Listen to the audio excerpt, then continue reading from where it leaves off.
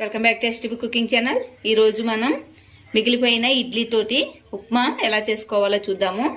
దీనికి కావాల్సిన ప్రాసెస్ చూద్దాం. 4 ఇడ్లీల వరకు తీసుకున్నాను. వీటిని మనం ముందు పొడి పొడిగా చేసుకోవాలి.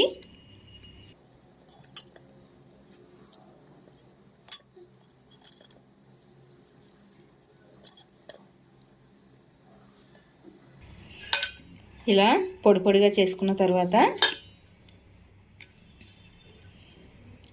దీన్ని పక్కకు పెట్టుకొని ఇప్పుడు మనం ఒక 2 టేబుల్ స్పూన్ వరకు ఆయిల్ తీసుకొని ఇందులోకి 2 టేబుల్ స్పూన్ వరకు పచ్చిశనగపప్పు, కొన్ని జీడిపప్పు పలుకులు, అలానే 1 టేబుల్ స్పూన్ మినప్పప్పు వీటిని మంచిగా ఫ్రై చేసుకుందాము.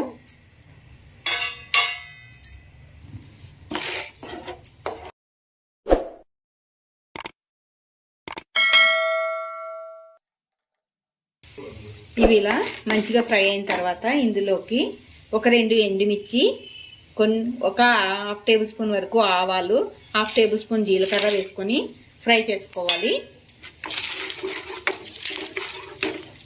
ఇవి ఇలా ఫ్రై అయిన తర్వాత ఇందులోకి 2 రెప్పలు కరివేపాకు, ఇందులోకి మీడియం సైజు ఆనియన్, అలానే 2 పచ్చిమిర్చిని సన్నగా తరుక్కొని వేసుకుంటున్నాను. వీటిని పచ్చివాసన పోయేంత వరకు మంచిగా ఫ్రై చేసుకోవాలి.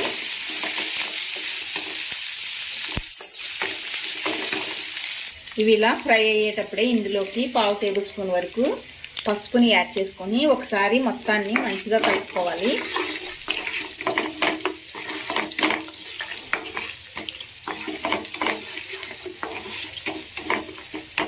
ఇలా ఫ్రై అయిన తర్వాత ఇందులోకి మనం పొడి పొడిగా చేసి పెట్టుకున్న ఇడ్లీని యాడ్ చేసుకోవాలి. ఈ మొత్తాన్ని లో ఫ్లేమ్లో ఒక 2-3 మినిట్స్ మంచిగా ఫ్రై చేసుకోవాలి.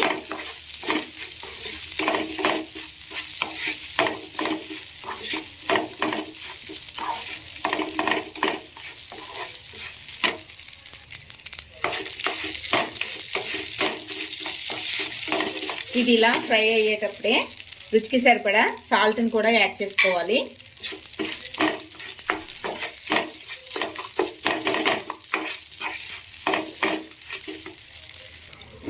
అంతేనండి, చూసారు కదా, చాలా సింపుల్గా మిగిలిన ఇడ్లీతోటి ఉప్మా ఎలా చేసుకోవాలో ఇలా చేసుకుంటే వేడివేడిగా మనం చక్కగా తినేయచ్చు. రెసిపీ మీకు కూడా నచ్చినట్లయితే లైక్ చేయండి ఫ్రెండ్స్. అలానే ఇంకా ఎవరైనా మన ఛానల్ని సబ్స్క్రైబ్ చేసుకోకపోతే చేసుకోండి ఫ్రెండ్స్. Thanks for watching.